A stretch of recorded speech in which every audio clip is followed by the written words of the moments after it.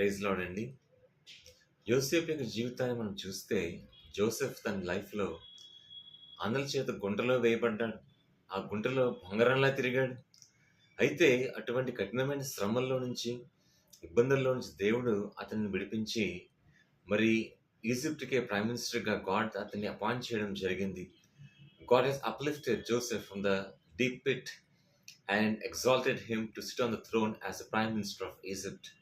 కాబట్టి ఎంత గొప్ప ఘనతను దేవుడు యోసేపు జీవితంలో ఇచ్చారండి. ఆ గుంటలో పడిపోయిన అతన్ని దేవుడు పైకి లేవనెత్తి అనేకమైన శ్రమల్లో, శోధనలో యోసేపు నిలిచి ఉండగా స్థిరంగా విశ్వాసాన్ని కాపాడుకోవటం వలన మరి దేవుడు తనని ఉన్నతమైన సింహాసనానికి ఎక్కించారు. గోతిలో బొంగరం వలె తిరిగాడు. సింహాసనం మీద కూర్చుని ఉంగరాన్ని తొడుక్కున్నాడు. అందుకనే దేవుని యొక్క తలంపులు అంత గొప్పగా మన పట్ల ఉంటాయండి. ఆమేన్.